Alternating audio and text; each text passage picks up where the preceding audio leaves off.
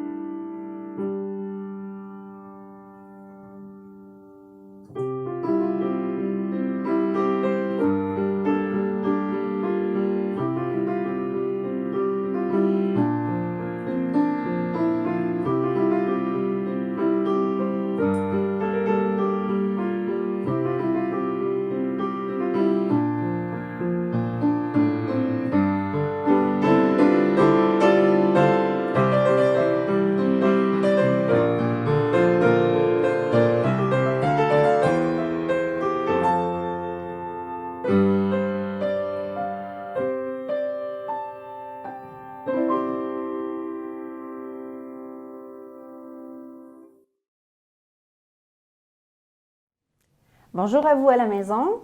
Bonjour Maurice. Bonjour Amélie. Ça va bien? Super bien. Maurice, savais-tu qu'on est rendu à notre 8e émission de la saison? T'es pas mal tough d'avoir fait ça Toi avec aussi, moi. toi aussi. Puis le thème de cette 8e émission, en fait, c'est les amoureux des animaux. Vous ferez la connaissance de 3 personnes de notre région vraiment passionnées par leur mission. Dans la première partie, M. Marc-André Pépin vous parlera du fonctionnement et des besoins de son organisme, le Havre de la Faune. Pour le volet récit de vie, Mme Annick Simons nous partagera ses connaissances et ses expériences en zoothérapie. Et pour le volet bon voisinage, ce sera Mme Sophie Lavoie qui nous présentera son entreprise, La Voix du Cheval. Voici le moment de vous présenter M. Marc-André Pépin, caméraman de votre poste de télé préféré. Marc-André a créé, avec sa conjointe, un refuge pour recueillir et réhabiliter des animaux sauvages. Il vous expliquera l'historique, les objectifs et le fonctionnement de leur projet, ainsi que certaines règles à respecter si vous trouvez un animal sauvage en difficulté.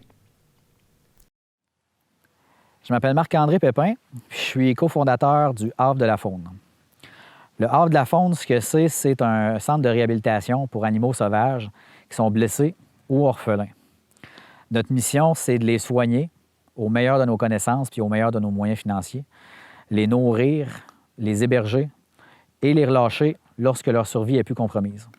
On a aussi en garde permanente des animaux qui ne peuvent pas retourner en nature, que ce soit parce qu'ils ont eu une séquelle physique qui peut compromettre leur sécurité dans la nature ou qui ont été trop imprégnés des humains. À ce moment-là, ce n'est pas de leur rendre service que de les relâcher. Le meilleur exemple, c'est notre orignal mousseline. On a parti ce refuge-là en 2018, Claudia et moi, ma conjointe, parce qu'on avait signalé une bernache à Rimouski qui était avec une aile brisée. Puis plusieurs citoyens de Rimouski l'avaient signalé, eux autres aussi. Puis les agents de la faune nous avaient dit qu'ils n'étaient pas en mesure de lui venir en aide, qu'il n'y avait pas de ressources encore à ce moment-là. Le plus proche, c'était au bioparc de la Gaspésie à Bonaventure. Puis de l'autre côté, à l'ouest, c'était SOS Miss Doolittle, qui est à Saint-Henri-de-Lévis. Depuis le temps, il y a un autre refuge qui s'est parti à Matane, là, le refuge chez Marmy. Mais à ce moment-là, en 2018, il n'y avait pas de ressources. Fait que là, on s'est dit, bien, on va la faire, la ressource. On aimait les animaux déjà, mais on s'est dit, regarde, on va prendre ça sur nous autres, on va démarrer ça. Si je pouvais résumer le travail qu'on fait au refuge, ça serait en 2 points. Ce serait réhabilitation puis sensibilisation. La réhabilitation, c'est comme je vous l'ai dit, on les soigne, on les nourrit, on les héberge, toujours de façon distante. Il y a plusieurs gens qui pensent qu'on a des animaux, des sauvages comme des ratons ou des renards, puis qu'on passe nos journées à flatter des animaux sauvages. C'est pas ça du tout. Il faut les aimer, mais à distance. Il faut vraiment garder une distanciation avec eux autres de façon constante quand on les soigne, parce que le meilleur service qu'on peut leur rendre, c'est que lorsqu'on va les relâcher, c'est qu'ils aient peur des humains. C'est plate à dire, mais les humains ne sont pas tous fins comme nous autres, on peut l'être avec eux autres. La plupart du temps, c'est un contact qui est nuisible ou c'est de la nourriture potentielle. Fait qu'il faut faire attention à eux autres de cette manière-là.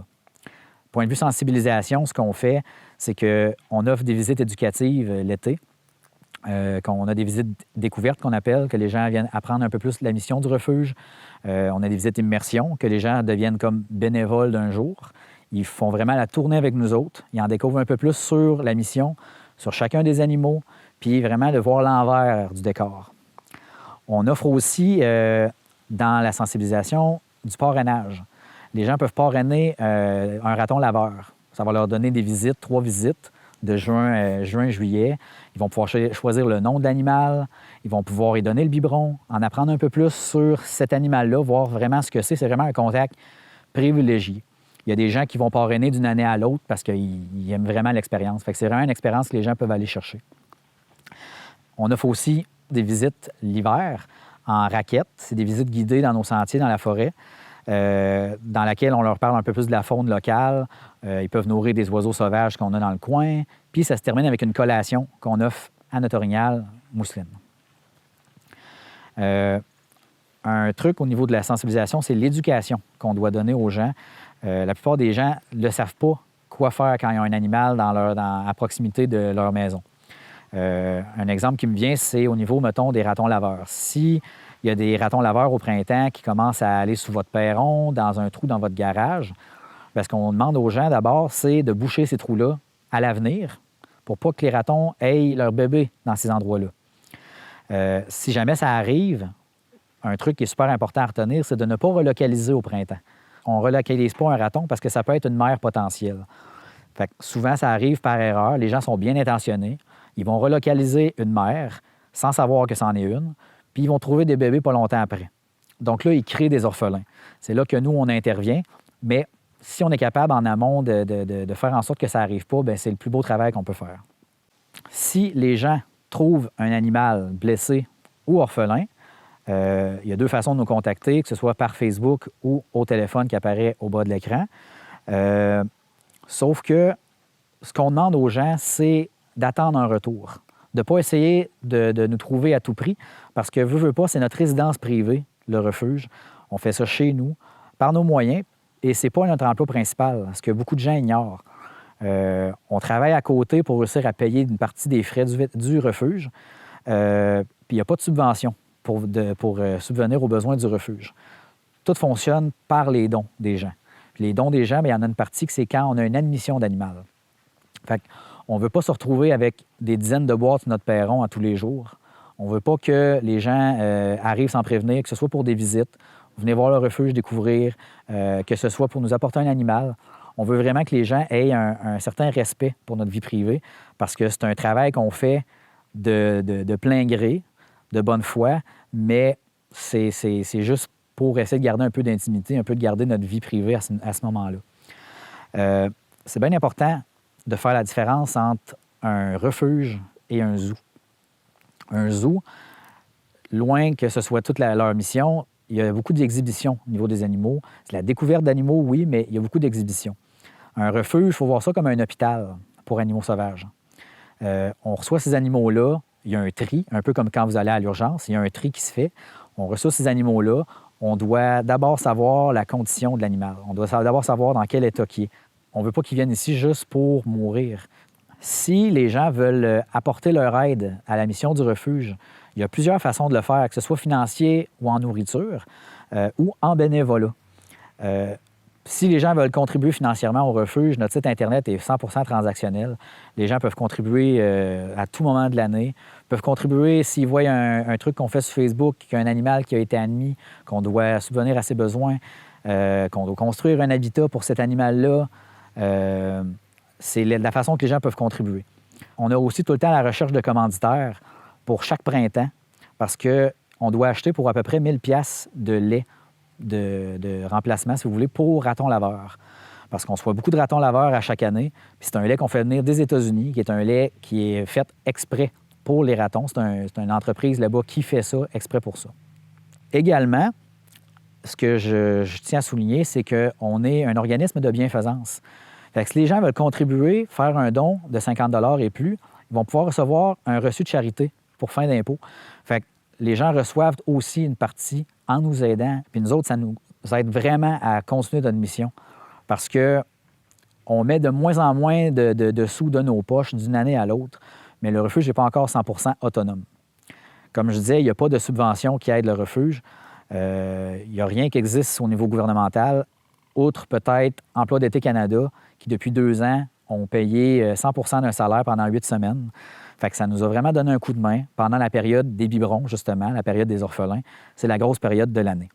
J'ai parlé de bénévolat.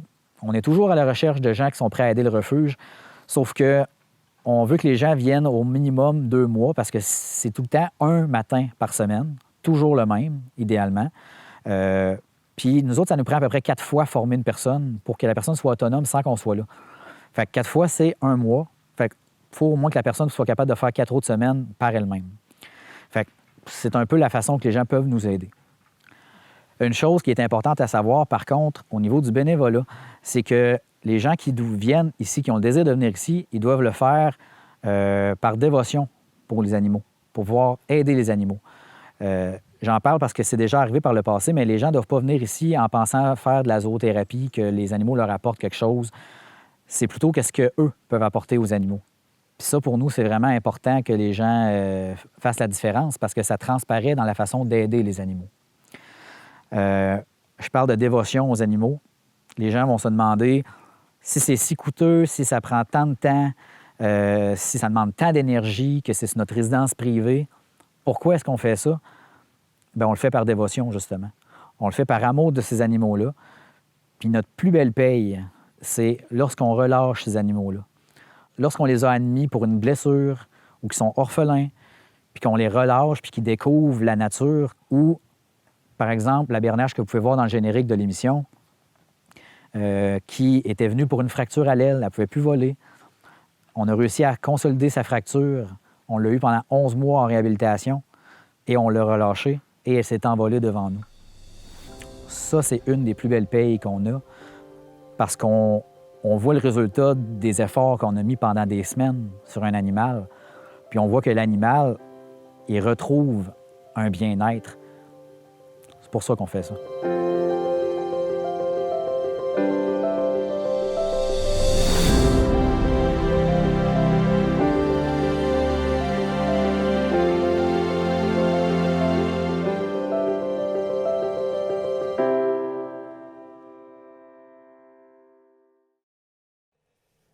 Merci Marc-André et bravo pour ton dévouement envers ces animaux que tu accueilles chez toi dans le but de les soigner et de les réhabiliter.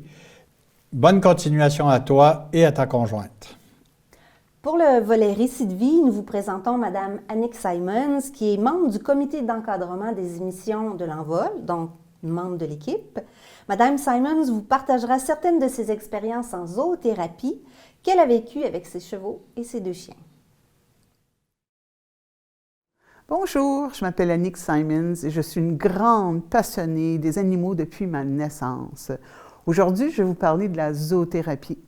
La définition médicale de la zoothérapie, c'est l'ensemble de méthodes thérapeutiques non conventionnelles qui utilisent la présence d'un animal auprès d'humains ayant des troubles émotionnels, sociaux, physiques et émotionnels. Moi, ma définition est un petit peu plus large que ça.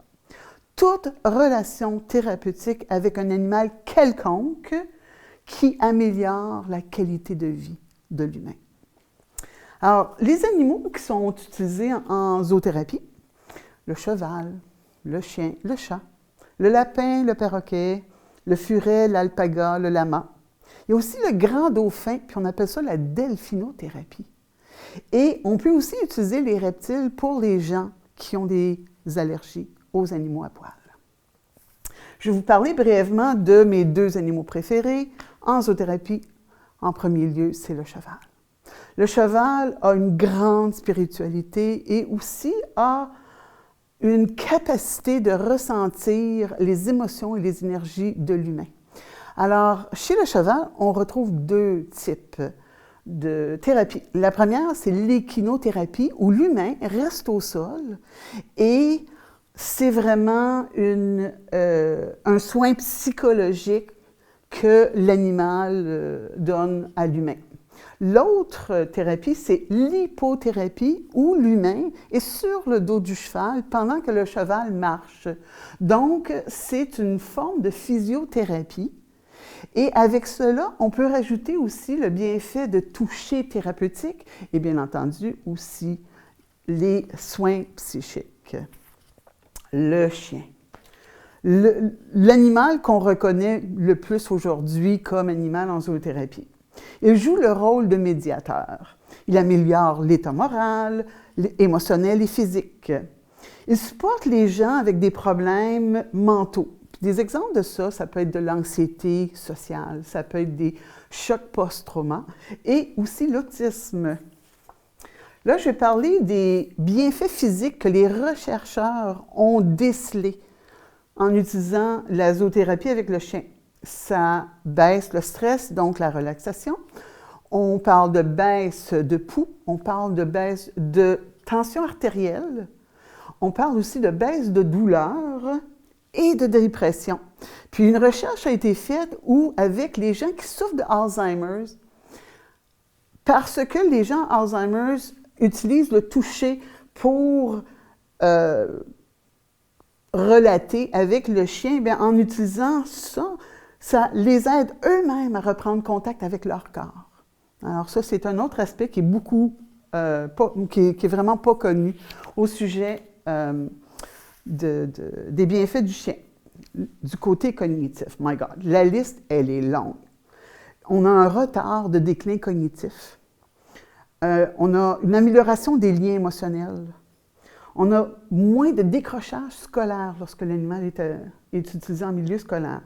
Et aussi une baisse d'angoisse, que ce soit la séparation, que ce soit l'intimidation, la socialisation. Ça aide tellement à rétablir l'estime de soi. Pourquoi? Parce que le chien offre l'amour et l'acceptance inconditionnelle qu'on n'a pas normalement ou qu'on a plus difficilement des humains. Et aussi, ça aide à interagir plus facilement avec d'autres gens. Donc, il joue vraiment comme ambassadeur, si vous voulez, entre humains. Alors ça, c'est un petit peu un regard, un envol sur chiens, chevaux en zoothérapie. Là, je vais parler de mon expérience personnelle. Moi, ça fait plus de 50 ans que je fais de la zoothérapie personnelle pour moi. J'ai utilisé les chevaux en premier lieu, puis par la suite, mes chiens à moi. J'ai commencé à pratiquer la zoothérapie comme bénévole il y a plus de 20 ans. Et j'ai une grande expérience avec les animaux. J'ai pratiqué cette zoothérapie avec les gens âgés, les enfants et les autres personnes. J'ai utilisé plusieurs espèces, incluant chevaux miniatures, ânes miniatures, lamas, perroquets, lapins et, bien entendu, mes chiens. J'ai aussi eu l'opportunité d'utiliser mes chiens lors de ma profession infirmière et avec les gens âgés et aussi en soins de fin de vie. Alors, je vais prendre 2 secondes pour vous présenter mes chiens zoothérapeutiques actuels. Nous avons ici Gandhi et Dash. Ça, c'est des portraits que j'ai faits de mes propres chiens. Alors, Gandhi, c'est un caniche royal et Dash, c'est un cavalier King Charles. Alors, on parle de 2 chiens très différents. Puis, j'aime toujours avoir un grand chien et un petit chien. Pourquoi? Parce que les gens relatent différemment avec la grosseur du chien, le genre de pelage. Un a un pelage frisé, l'autre un pelage soyeux. On parle aussi de l'énergie que dégage le chien, puis aussi de l'attirance physique. Puis ça, c'est très, très personnel. Un avantage que moi j'ai vu, surtout avec les gens en soins de fin de vie, c'est l'avantage du petit chien. On peut le placer dans le lit pour que le patient alité puisse vraiment en profiter. Les gens qui sont isolés, que ce soit chez eux, que ce soit dans un hôpital ou dans un centre d'accueil, ont beaucoup de plaisir à passer du temps avec mes chiens. Les caresser, leur parler, partager des souvenirs de leurs anciens compagnons, de leur donner une friandise. Ça, c'est toujours... On finit toujours par la petite friandise pour pas que mes chiens deviennent trop grands. Lors d'une session zoothérapie, le plus de sens qu'on utilise, le plus qu'on va chercher la personne, donc on parle de le toucher, l'odeur, les yeux, de se faire lécher aussi, c'est une sensation qui est différente. Puis, l'effet thérapeutique est encore plus puissant du point de vue de durabilité aussi en nombre. On a parlé des effets thérapeutiques plus tôt. Alors, on va chercher plus d'effets lorsque plus de sens sont utilisés. J'ai tellement observé des gens de tout âge transformés par cette connexion intime avec un autre être à l'âme pure. De voir, parler, toucher et flatter ces animaux spéciaux nous ramène tous à cette relation absolument nécessaire à notre qualité de vie. En conclusion, j'aimerais encourager les adultes qui ressentent une peur terrible envers les chiens de penser à ceci. Je ne connais pas vos circonstances précises qui ont causé vos peurs, mais je vous encourage de tout mon cœur de ne pas transmettre cette peur à vos enfants.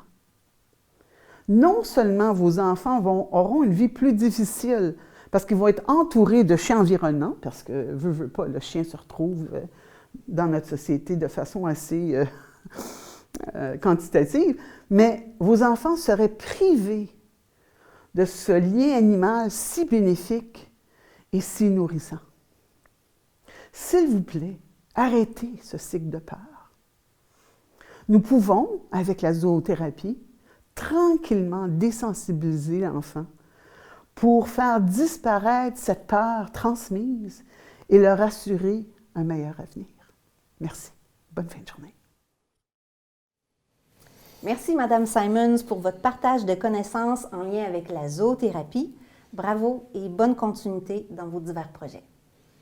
Voici donc le moment de vous présenter Madame Sophie Lavoie, fondatrice de l'entreprise La Voie du Cheval.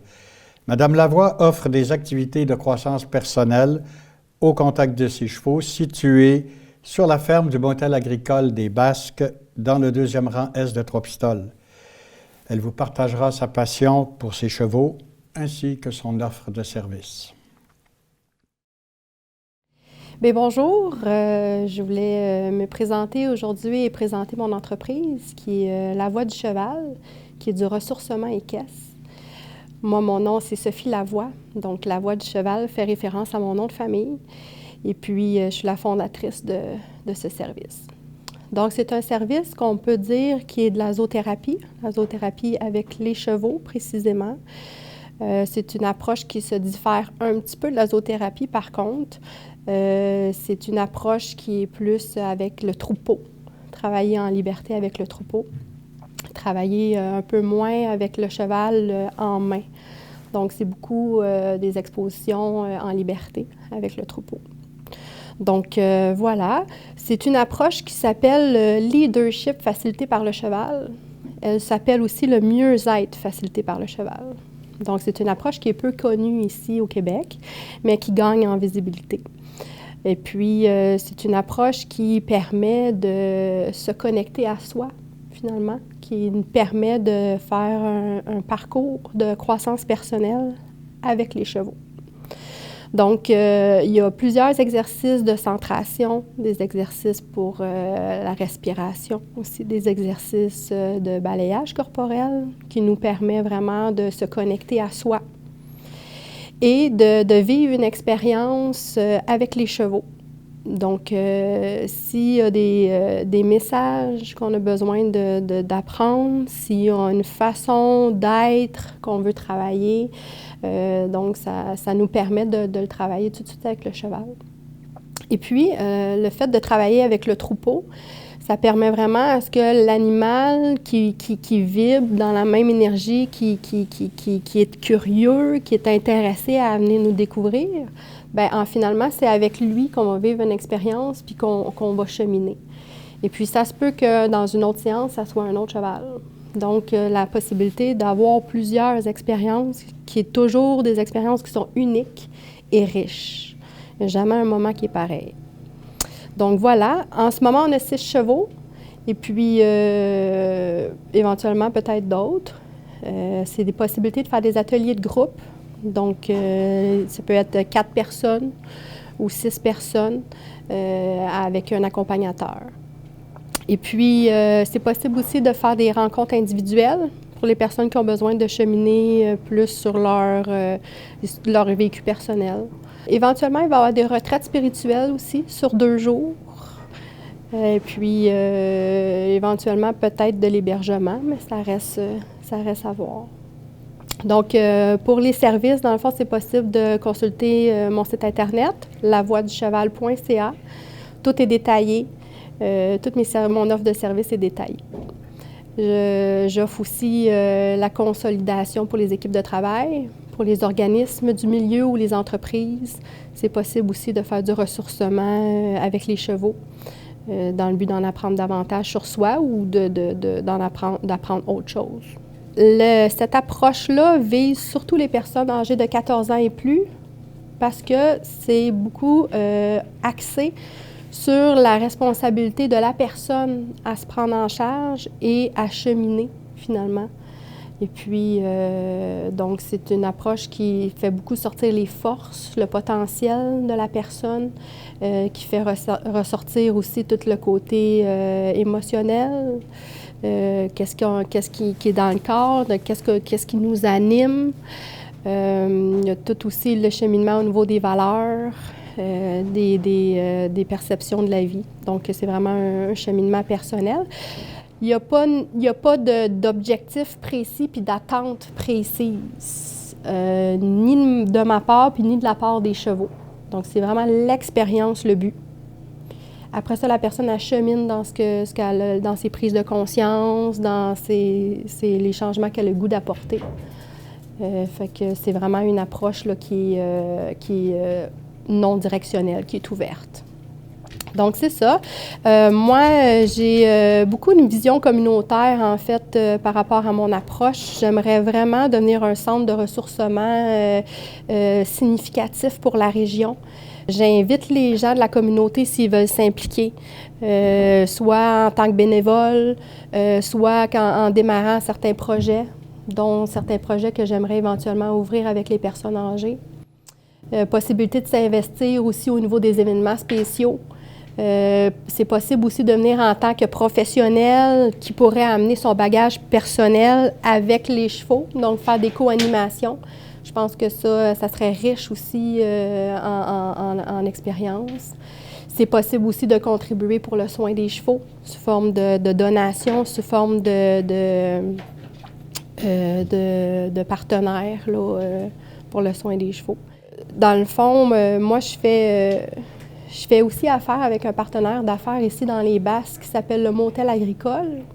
Donc, on est logé au Motel Agricole.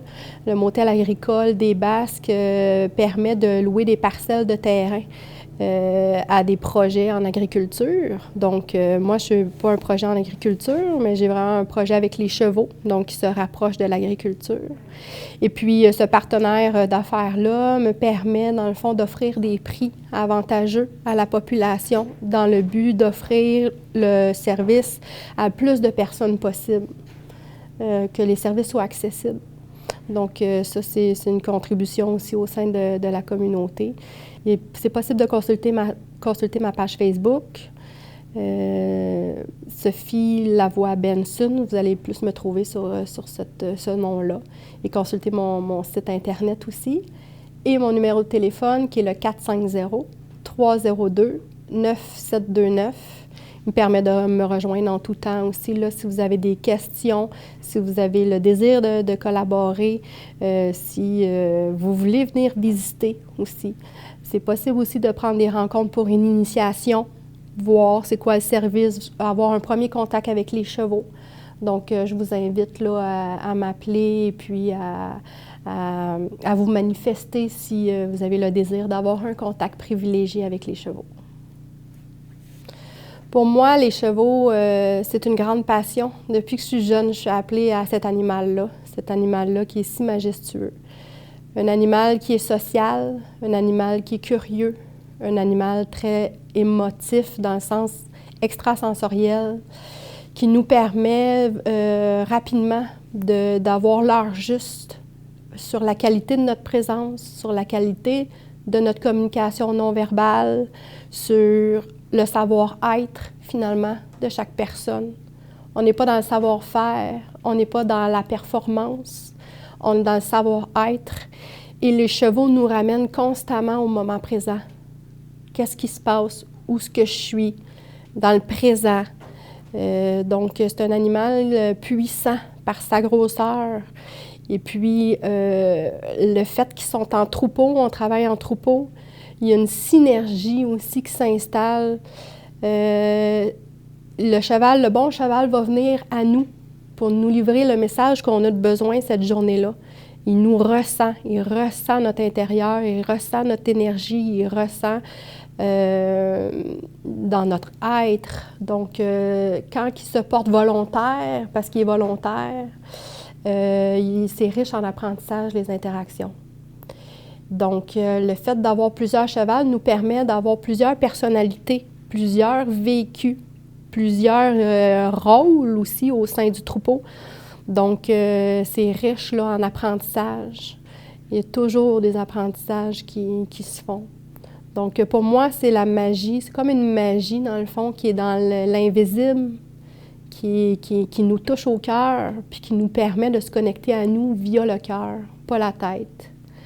Donc, je pense que la magie des chevaux est à découvrir, puis elle est puissante. J'aurais tendance à dire même guérissante, ressourçante, énergisante. Puis, ça permet aussi de faire sortir nos forces, puis de faire sortir nos défis en tant que personne, dans la douceur, le non-jugement, puis le pas d'attente aussi, simplement être. Donc, c'est une belle douceur à se donner, c'est un beau cadeau à se donner à soi, c'est de prendre le temps de prendre soin de soi.